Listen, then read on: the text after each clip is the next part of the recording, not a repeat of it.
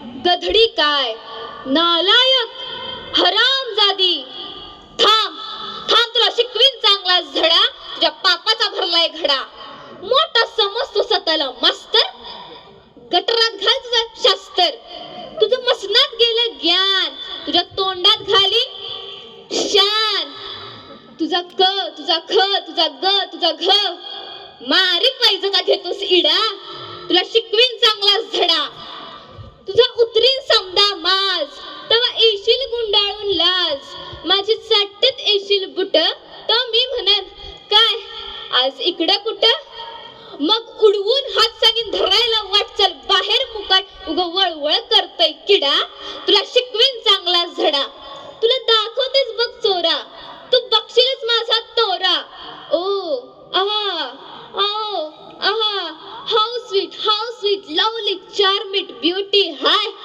समद्या धरत्याल मंजूचे पाय, कुत्र्या वाणी घोळवितोय गोंडा, तर त्या पोरांचा दारात लोंडा. Hi Manju, hi Dilip, hi Manju, hi Philip.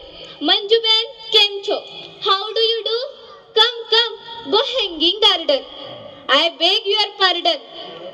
कुणी आणतील सिल्कची साडी, कुणी देतील मोत्याची कुडी, कुणी घालतील फुलाचा सडा. तुला शिकवीन चांगलाच धडा, मग कुठून सैल राजकुमार, सफेद घोड्यावर होऊन स्वार. नदरला जेव्हा नदर भिडल, झटकन माझ्या पायाच पडल.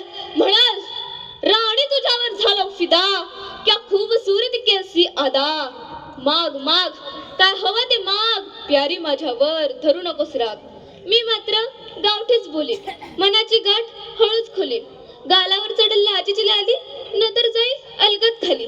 म्हणेन त्याला हे काय असं, लोकात उगाच होईल हस. कुंपणाबद्दल सरड्याची धाक, टिटवीने धरावी का दर्याची घाव. हिऱ्याच्या कंठ्याला सुतळीचा सडा, आणि गटरीच्या पाण्याला सोन्याचा घडा. मग राजाच येईल रथात बसून, म्हणाल कसं बी कर पर हो माझी सून. हे दरबारी धरत्याल मुठीत नाक, म्हणत्याल राजाचा मान तरी राख. हे तोरण बांधण रांगोळ्या काढा, त्या अशोकाला शिकवीन चांगलाच धडा. मग मंजू म्हणाल महाराज त्या अशोक मास्तराला बेड्यास ठोका. शिष्याचा रस त्याच्या कानात वता, लखलख सुरीनं गर्दन छटा. महाराज म्हणत्याल भले हुशार, धाडून द्या रे घोडेस्वार.